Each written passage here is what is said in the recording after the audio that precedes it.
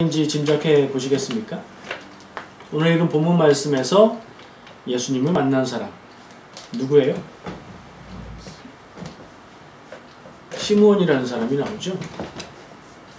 시므온이라는 사람에 대해서 소개하는 시므온이 어떤 사람인지 알려주는 내용이 함께 봉독한 말씀 앞에 나오고요. 어떻게 왜 그때의 시므온을 성전에서 만나게 되는지에 대한 설명은 또 그 앞에 나옵니다. 그것부터 나누고요. 그 뒤쪽에 보면 한나라는 사람이 또 나와요. 한나는 여자 이름이죠. 성경에 나오는. 이 두 사람이 예수님을 만나는데 어떤 예수님을 만나는 것 같으세요? 말씀 본문 읽은 부분을 생각하면서 짐작해 볼 때 시몬과 한나가 예수님을 만났는데 그때의 예수님은 몇 살인 것 같아요? 배경을 아시면 쉬울 텐데 배경부터 한번 나눠볼게요. 그럼 나이가 나옵니다. 예수님을 낳았어요. 누가요? 마리아가 낳았죠. 마리아가 출산을 하고 예루살렘 성전으로 올라갑니다. 누가복음은 그렇게 소개하고 있어요. 다들 아시듯이 예수님과 요셉과 마리아가 어려서부터 살았던 고향이라고 할 수 있는 곳은 나사렛이죠. 나사렛은 어디예요? 지형적으로 이스라엘의 북쪽인 갈릴리 지역이에요. 갈릴리 호수 주변 지역인 거죠. 그리고 작은 곳이었어요. 근데 지금은 어디에 있어요? 베들레헴 쪽으로 갔잖아요. 왜 거기로 갔죠? 호적 등록하라는 명령이 있어서 베들레헴에 갑니다. 베들레헴은 예루살렘 근처예요. 예루살렘에 가까이 있었고 거기에 방문을 했을 때에 마침 예수님을 출산했기에 그곳에서 예루살렘 성전에 제사를 하기 위해서 가는 내용이 앞에 배경으로 나오고 있어요. 저 상식인데 한번 맞춰보세요. 유대인들의 아기들이 태어나면 얼마 만에 할례를 할까요? 할례는 포경수술하고 거의 같은 건데 언제 하면 좋습니까? 1번 성인이 돼서, 2번 고등학교 2학년 방학 때, 3번 태어나자마자, 4번 태어난 지 8일 만에. 유대인들의 전통은요, 태어난 지 8일이 됐을 때 아이의 할례를 하게 되어 있습니다. 그리고 지금 성전으로 올라가는 이 상황에서는 이미 할례를 마치고 그리고 정결의식을 위해서 그리고 맞이를 하나님께 드리는 그런 제물을 드리기 위해서 성전으로 올라가는 길이었습니다. 베들레헴에서 아마 일주일 이상의 시간을 출산 후에 8일의 시간을 보냈을 것이고 그런 후에 출산을 한 여인의 부정함을 씻는 정결의식 그리고 처음으로 태어난 아들의 몫을 하나님께 드리는 예물을 드리기 위해서 두 가지 제사의 목적을 가지고 성전에 올라가게 되는 겁니다. 말씀을 보면요, 가지고 가서 드리려고 하는 제물에 대해서 이야기하고 있는데 제물의 내용이 산 비둘기 한 쌍 아니면 집 비둘기 2마리라고 비둘기라고 얘기를 하고 있어요. 하나님께 드리는 제물이 비둘기라고 그러면 비둘기? 하고 조금 갸우뚱하시는 게 자연스러워요. 왜냐하면 보통은 하나님께 드리는 제사의 제물은 1년 된 흠없는 염소, 1년 된 흠없는 양을 드리게 되어 있기 때문이죠. 하나님 앞에 양을 드리는 게 보통인데 왜 비둘기를 드릴까 해서 율법을 찾아보면 하나님 앞에 드려야 되는 제물은 양으로 되어 있지만 가난한 형편이라면 비둘기 새끼로 드릴 수 있다. 이렇게 율법에 되어 있어요. 그럼 무슨 얘기예요? 여기에서 지금 그 제물로 비둘기가 언급되고 있다는 것은 예수님의 가정이 부자였다 가난했다? 가난했다는 얘기예요. 요셉과 마리아가 가난했다는 얘기입니다. 그러면 그 가난한 집에서 어린 시절을 자라야 했던 예수님은 가난한 형편의 삶을 사셨겠구나 이렇게 짐작할 수 있는 거죠. 그러나 경건하게 살았다는 것도 알 수 있죠. 성경에 기록되어 있기를 12살 때에 성전에 방문을 한 것을 볼 수 있기 때문입니다. 그런 배경 하에서 지금 할례를 마치고 아버지와 어머니와 함께 이 아기 예수님이 성전에 가는 길입니다. 거기까지 소개를 한 다음에 시므온에 대한 소개를 합니다. 시므온이라는 사람이 있는데 이 사람은 경건한 사람이었다. 하나님께 경건하게 기도하는 사람이었고 믿음 있는 사람이었고 성령님의 붙들림을 받은 사람이다. 근데 이 사람이 어땠냐?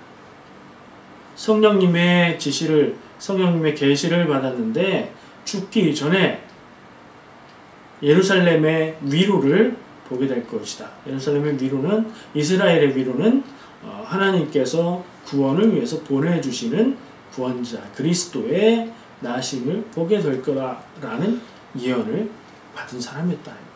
그게 제일 중요한 거예요. 그 사람에게 있어서 다른 것들 다 중요한데 다 딱 한마디로 경건한 사람, 그리고 그가 죽기 전에 그리스도 주님을 보게 될 것이다 라는 계시를 받은 사람이었어요. 그러면 이제 장면이 어떻게 합해지는 거예요? 아니, 시몬이 예수님을 보겠구나 이렇게 생각하시면 되는 거죠.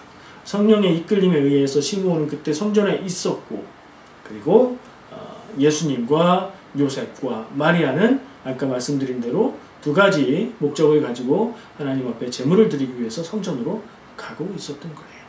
자, 그 길에 시몬을 만납니다.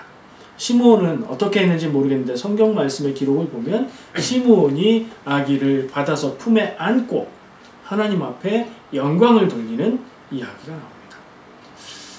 뭐 우리나라의 한국의 전통적인 문화를 생각해 보면 어린 아기를 데리고 있을 때에 노인들이 아유 예쁘다 한번 안아봐도 돼요?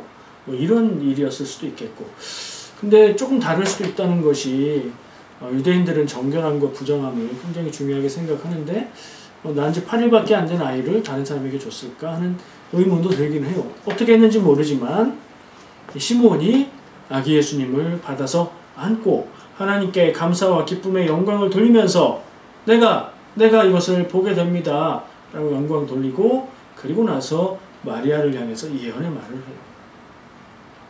당신이 칼에 맞는 것 같은 고통을 겪게 될 것이다. 뭘 얘기하는 거예요? 예수님이 백성을 구원하는 사역을 위해서 십자가에 죽으시고 그것이 어머니인 당신의 가슴에 큰 아픔이 될 겁니다. 그 큰 아픔은 곧 뭐예요? 예수님의 십자가 죽으심이고, 그 십자가 죽으심은 결국 뭐예요? 하나님의 계획. 그걸 성경에서 뭐라고 얘기하죠? 하나님이 계획이 하나님의 뜻대로 이루어지는 것을 하나님의 영광이라고 말합니다. 하나님의 영광의 때를 이 아이가 이루게 될 건데, 그것은 다르게 말하면 당신 가슴에는 칼이 꽂히는 아픔이 될 것입니다 라고 예언을 하는 거죠. 요셉과 마리아는 이 얘기를 들으면서 이상하게 여겼다. 이게 뭔 소리야? 이상하다. 이런 뜻이 아니라 무슨 말인지 정확하게 알아듣지 못하고 그것을 마음에 담아두고 기억했다 라는 뜻으로 이해를 하면 될 것 같아요. 시몬과의 만남은 이렇습니다. 그리고 곧 이어서 한나와의 만남이 나오는데, 한나에 대해서도 간단하게 설명을 합니다. 아셀 지파라고 소개를 하고 있어요. 시몬을 얘기할 때는 지파 얘기가 없었거든요. 근데 이 안나를 얘기할 때는 아셀 지파라고 말을 해요. 그럼 지파는 뭐예요? 지파는 어디에서 유래하는 거죠? 야곱의 12아들. 그리고 야곱은 이름이 바뀌어서 이스라엘. 그 이스라엘의 12아들들은 12지파를 이루는 거죠. 그럼 유대인은 지금 우리가 예수님이나 예수님의 동족들을 얘기할 때 유대인이라고 표현하죠. 유다는 어디에서 유래해요? 남왕국 유다, 북왕국 이스라엘이 갈라졌는데 남왕국 유다를 향해서 유다라고 부르죠. 유대인이라는 사람들은 누구예요? 남왕국 유다 사람들을 얘기하는 거예요. 그 사람들은 어떻게 됐어요? 유다가 멸망하고 바벨론에 의해서 포로로 끌려갔다가 페르시아에 의해서 다시 돌아오게 되지요. 그러니까 지금 유대인들의 대다수는 이 남왕국 유다를 이루었던 유다 지파 아니면 함께 있었던 베냐민 지파가 주류를 이루고 있습니다. 근데 아셀 지파래요. 아셀 지파. 아셀 지파는 여기 유다나 베냐민 지파가 아니죠. 그 외에 10지파에 들어가는 것이고, 그렇다면 그들은 북이스라엘의 자손이라는 얘기예요. 이게 어떻게 된 거냐? 어떻게 된 거냐면 유대인들 가운데에 북이스라엘 지파의 자손들이 같이 살고 있었어요. 어디서 왔을까? 이 사람들도 포로로 갔다가 돌아왔어요. 언제 포로로 잡혀갔어요? 북이스라엘은 아수르에게 훨씬 전에 멸망했잖아요. 그때에 또 포로로 잡혀간 사람들이 있었고, 그 사람들이 외국에서 살다가 페르시아에 의해서 유대인들이 돌아오기 시작할 때에 그들과 함께 돌아온 북왕국 지파에 해당하는 사람들의 자손도 소수지만 있었던 것 같아요. 그래서 이 안나는 북왕국 출신의 조상을 둔 그 자손이다 라는 걸 여기 밝히고 있는 것 같습니다. 안나에 대해서 소개하면서 이 사람도 역시 경건한 사람인데 성전에서 금식하고 기도하며 지냈다. 어디서 많이 본 사람 같지 않아요? 한국에 이런 분들이 있어요. 교회마다 몇 분씩 있어요. 교회에서 먹고 자고 기도하고 이러는 노인분들이 있어요. 아마 이 안나의 그 모습을 사모하고 그것을 귀하게 여겨서 그렇게 하시는 것 같아요. 얼마나 귀한가요? 그런 사람이었어요. 그럼 일단 이제 나이가 좀 있겠다 하는 짐작이 들죠? 나이가 몇 살이에요? 성경에 보니까 84살이다. 이렇게 기록이 되어 있어요.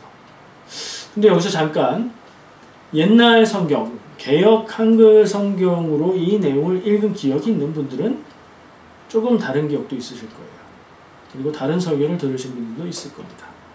어떤 분들은 옛날 개역 한글 성경의 번역에 의해서 거기서는 이분이 성전에 가서 살 수 있었던 이유는 뭘까요? 남편이 없어요. 남편이 없으면 자유잖아요. 그래서 성전에 가서 살았어요. 과부라고 성경에 있는 용어를 그대로 쓸게요. 과부가 된 지 84년이다 라고 개역 한글에는 써 있어요. 근데 우리가 지금 보는 개역 개정에는 그는 과부였고 나이가 84세다 이렇게 번역이 되어 있습니다. 나오는 내용의 요소들은 같은데 과부가 된 후로 84년이라고 번역을 했었고요. 옛날에는. 지금은 과부이고 나이가 84세다 이렇게 번역을 해요. 이 두 가지가 다 가능한 원문인 것 같아요. 이게 상당히 헬라어가 히브리어보다는 훨씬 더 현대적이지만 이미 2000년 이상 전의 고어이기 때문에 지금의 말로 옮길 때에 명쾌하게 옮기기 어려운 부분들이 있어요. 지금은 대부분의 번역본들이 과부이며 그리고 나이가 84세인 할머니인 걸로 번역을 합니다. 그러나 뭐 알 수 없어요. 저는. 근데 84세겠지라고 생각을 합니다. 자, 84세 된 남편이 없어서 성전에서 금식하며 기도하며 지내는 이 할머니. 역시 경건한 사람이에요. 이 사람이 성경 말씀을 보니까 조금 연결이 자연스럽진 않아요. 그때에 그들에게 다가가서 그 아기에 대한 말을 그리스도가 오길 기다리는 사람들에게 말을 했다. 이렇게 애매하게 써 있어요. 번역을 읽어보면 뭘 했다는 건지 성경 말씀을 읽어볼 때 안나가 뭘 했지? 정확하게 알기가 어려워요. 그래서 있는 말씀을 가지고 이렇게 확실한 것들 말씀이 전하는 바를 확인해 보면 시므온이 예수님, 아기 예수님을 안고 찬양하고 축복하고 예언하고 있는 그 시간대, 그때쯤에 동시에 그들에게 가까이 갔다는 거예요. 안나가 가까이 가서 그 아기에 대한 얘기를 다른 사람들, 그리스도를 기다리고 있는 사람들에게 그 아기에 대한 말을 했다. 다른 사람들에게 그리스도인 아기가 태어났다는 얘기를 전했다 라고 이해할 수 있을 것 같아요. 네, 오늘 두 명에 대한 이야기를 보았습니다. 이 사람들의 공통점은 뭐예요? 첫 번째, 신앙적인 상태가 어때요? 경건한 사람들이었다. 경건한 사람들이므로 곧 성령님의 인도하심을 받던 사람들이었다. 신약 성경에 사도행전에 기록된 성령의 임재 훨씬 이전이잖아요. 근데 성령님이 함께 하신다고요? 함께 하시죠. 구약에도 성령님에 대한 언급이 있잖아요. 본격적으로 많은 사람들에게 성령님이 오시고 역사하시는 건 후의 일이지만 이렇게 경건한 사람들에게는 성령님이 함께하고 인도하셨다. 이렇게 이해하면 될 것 같아요. 자, 경건한 사람들이었어요. 그리고 또 하나는요. 나이가 많았다? 뭐 그거 말고요. 이 사람들은 구원자 그리스도를 기다리던 사람들이었어요. 유대인들은 다라고 하기는 어렵지만 대부분의 유대인들은 메시아, 기름 부음 받은 구원자가 하나님이 보내주셔서 올 것을 예언된 것으로 믿고 기다리고 있었어요. 왜냐하면 그 당시의 삶이 괴롭고 힘들었으니까.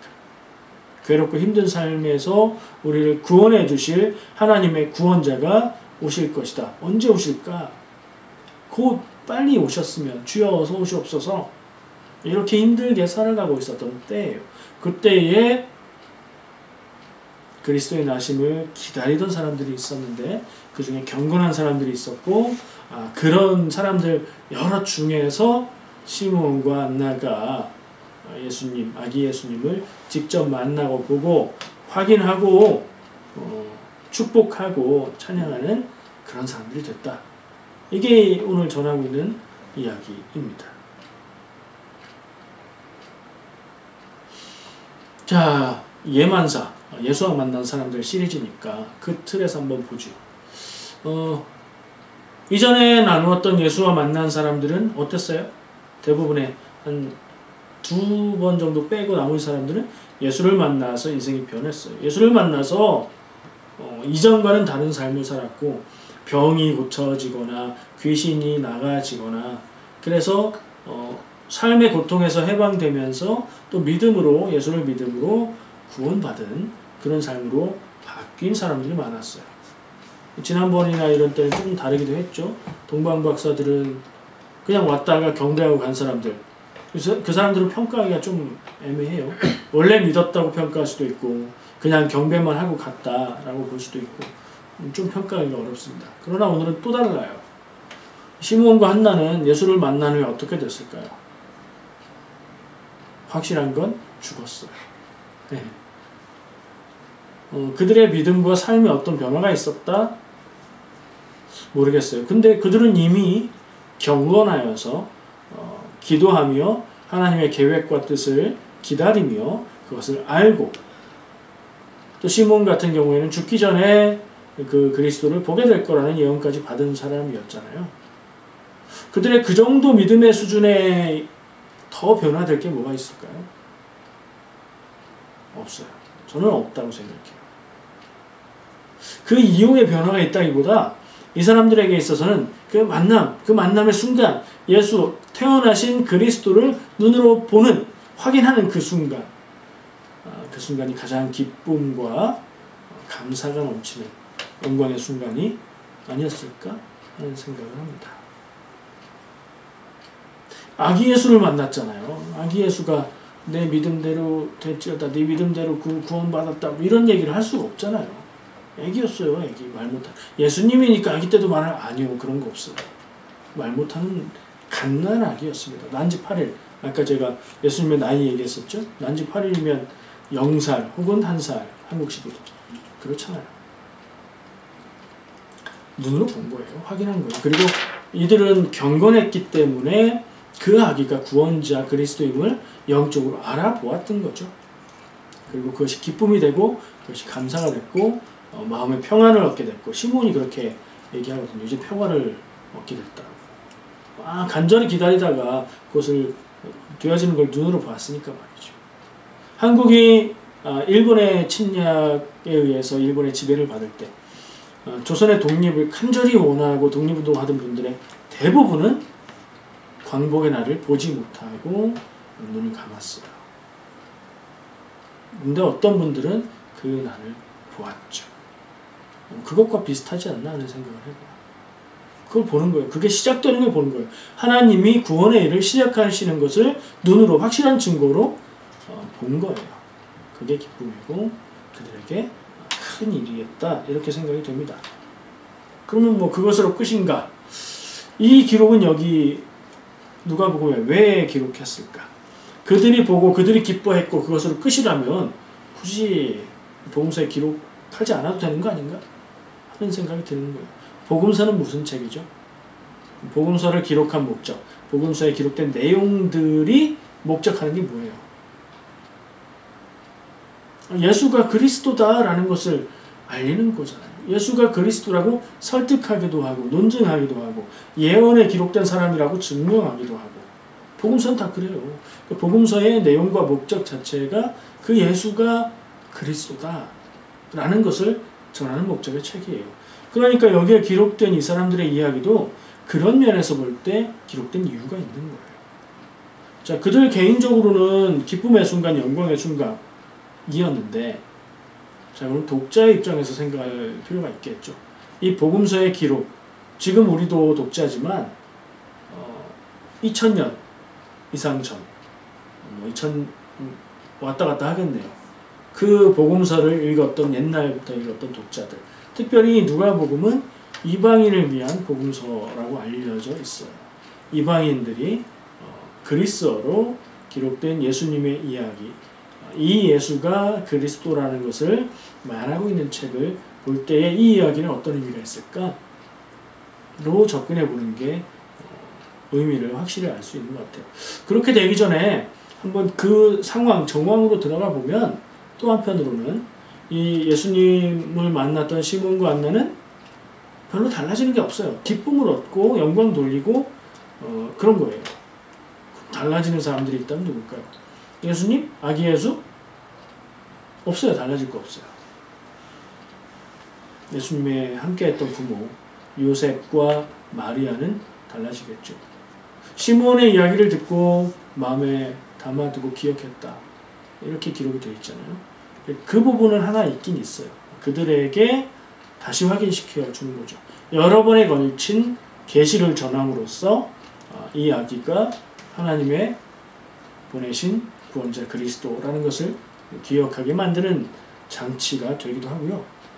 자, 이제 마지막으로 이 복음서를 읽게 되었을 독자들에게는 이게 어떤 의미가 있습니까? 여기에서 이 질문을 해보니까 제가 하나 풀리는 의문이 있어요. 아까 제가 안나에 대해서 얘기할 때 안나는 좀 애매하게 기록되어 있었다고 그랬죠. 구체적으로 무엇을 했는지 확실하게 기록되어 있지 않아요. 조금 보조적인 덧붙여 놓은 것 같은 느낌이 들었어요. 자, 독자들이 읽을 때 이게 어떤 의미가 있을까라고 질문하니까 생각나는 게 있는데 유대인의 전통에서 그리고 고대 근동사회의 전통에서는 증인이 한 명 있어서는 그게 법적인 효력이 없어요. 증인이 2명 이상이 되어야 법적 효력을 갖습니다. 그러니까 아기 예수가 그리스도임을 확인하는 증인으로서 이 2명이 등장을 하는 거예요. 그래서 시몬은 조금 구체적인 반면 한나는 조금 덜 구체적인 것 같은, 덧붙이는 것 같은 느낌으로 써있나 보다. 꼭 그렇다고 단정할 수는 없습니다. 지금 제 이해로는 그렇게 이해가 됩니다. 결국엔 뭐예요? 독자들을 향해서는 이 기록이 이 아기 예수가 그리스도다. 이 아기 예수가 유다 나라를 구원하고 온 세상의 구원자가 될 그 하나님의 구원자 그리스도다라는 것을 알게 만들어주는 혹은 암시하게 만들어주는 역할을 하는 거죠. 그렇게 보면 이 시몬과 안나는 복음서에 기록되어 있는 내용상 최초의 그리스도의 증인이라고 말할 수 있을 것 같아요. 자, 우리는 이 이야기를 읽으면서 어떤 생각을 하게 될까요? 첫 번째로는 우리도 역시 같은 독자로서 우리가 이미 알고 있는 일에 대해서 예수님이 그리스도임을 알고 믿지요. 그 믿음을 가지고 이 말씀을 읽을 때에 다른 독자들과 마찬가지로 여기서부터 이 예수님이 그리스도임을 증거하는 내용이 나오는구나 이렇게 알아들을 수 있죠. 그리고 저는 또 다른 의미를 생각해 보았습니다. 예수님이 그리스도라는 것을 알아본 사람들에 대한 생각이에요. 시몬과 안나가 그랬습니다. 성전에 이 2사람밖에 없었을까요? 제사장도 있었을 거고 성전에 제사하러 온 사람들도 있었을 거고 이방인들도 있고 이방인의 뜰이라고 성전에 어느 정도까지는 이방인들도 갈 수 있었어요. 그러니까 관광객도 있었을 수 있고 많은 사람들이 있었을 거예요. 근데 그 중에 이 아기 예수를 그리스도로 하나님의 구원자로 알아본 사람은 단 2명이었다는 거죠. 어떻게 그들은 알아볼 수 있었을까요? 시력이 좋아서. 나이 든 사람들이 시력이 좋으면 얼마나 좋겠어요. 영적 시력이 좋았기 때문이죠. 영적으로 보고 아는 그 감각이 민감했기 때문이에요. 그것은 뭐라고 말할 수 있어요? 아까 이 두 사람의 공통적인 특징이라고 말했던 경건함에서 찾을 수 있습니다. 이 두 사람은 경건한 사람이었기 때문에 예수를 영적으로 하나님의 아들 그리스도인 것을 알아보는 눈이 있었던 거예요. 영적으로 민감한 사람. 우리는 어떤가요? 우리는 영적으로 민감한가요? 영적으로 둔한가요? 영적인 싸움이 있다. 영적으로 민감해야 된다. 믿음이 좋아야 한다. 뭐 이런 생각, 이런 말들은 많이 하는데 만약에 예수님이 이 두 사람을 만났던 것처럼 내가 있는 어느 곳에서 예수님을 만난다 하면 내가 알아볼 수 있을까 하는 질문을 해보게 되는 겁니다. 여러분도 한번 질문해 보세요. 내 삶 가운데에 나타나고 일어나고 있는 하나님의 역사하심, 그것을 하나님의 일하심으로 내가 느끼고 알고 경험하고 있는가? 똑같은 질문이 되는 거죠. 하나님이 나를 지키고 보호하시는데 아싸 운 좋았다 이러고 넘어가면 영적으로 그냥 꽝인 거죠. 내가 원하는 길을 열심히 노력했어. 근데 그게 되지 않았어요. 내 뜻대로 되지 않았어. 아, 하나님이 다른 계획이 있으실 것이고 그것으로 나를 인도하시는구나. 이렇게 볼 수 있는 반면 아, 왜 이렇게 안 돼? 되는 게 하나도 없네. 그렇게 노력했는데 하나님 안 들어주시네. 이러고 그냥 말 수도 있는 거죠. 영적으로 둔하면 그렇게 되는 겁니다. 저는 여러분 모두가 영적으로 민감하신 그런 삶이 되시기를 바랍니다. 성도라면 영적으로 민감해야 되지 않을까요? 성도라면 하나님의 법을 믿고 따르는 사람이라면 영적으로 민감해서 내 삶 가운데 하나님이 하시는 일들을 깨닫고 알고 그리고 하나님의 때를 기다리면서 살아야 되지 않을까요? 여러분 영적으로 민감하다라는 말을 귀신을 보고 마귀를 보고 사탄의 역사를 보고 뭐 이런 쪽으로만 생각하지 마세요. 하나님이 일하시는 것을 깨닫고 아는 게 더 중요합니다. 여러분들 삶 가운데에 하나님이 일하십니다. 하나님이 역사하십니다. 하나님이 인도하십니다. 근데 그걸 모르면 그냥 모르는 채로 내 삶의 의미를 그냥 보이는 것의 선에서만 생각하면서 살아가는 삶이 됩니다. 어떤 사람이 하나님의 뜻을 알 수 있다고요? 경건한 사람. 경건한 사람은 어떤 사람인데요? 기도하는 사람이었어요. 더 중요한 본질적인 경건한 사람의 특징은요, 하나님의 뜻을 구하는 사람입니다. 하나님의 뜻을 구하는 사람이에요. 내 뜻을 구하는 게 아니라 내가 이루기 원하는 것들에 마음을 쏟고 그것에 삶을 쏟는 게 아니라 내 마음의 초점과 내 기도의 초점과 내 삶의 초점을 하나님의 뜻에 두는 사람이 경건한 사람입니다. 그리고 그 일을 가장 중요한 자리에 놓는 것이 경건입니다.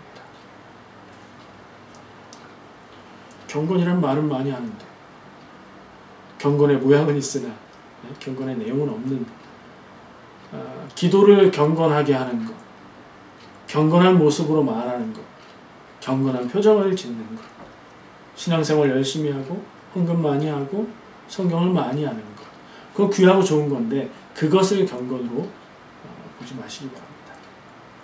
그것도 경건의 모습이지만 경건의 본질은 하나님의 일에, 하나님의 뜻에, 하나님이 하시는 일에 마음을 두고 그것을 중요하게 생각하는 것이 경건입니다. 여러분 어떠십니까? 스스로 묻고 판단하시기 바랍니다. 저도 함께 묻고 판단해 보았습니다. 하나님의 백성, 교회 다니는 교인, 그 어떤 것이 우리의 이름입니까? 교회 다니는 교인으로 끝난다면 얘기가 다르고요.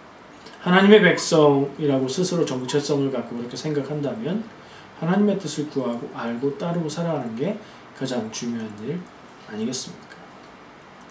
오늘은 시몬과 안나를 통해서 경건했던 사람들이 예수님을 보고 감사와 기쁨과 영광을 돌리는 그 모습을 보았습니다.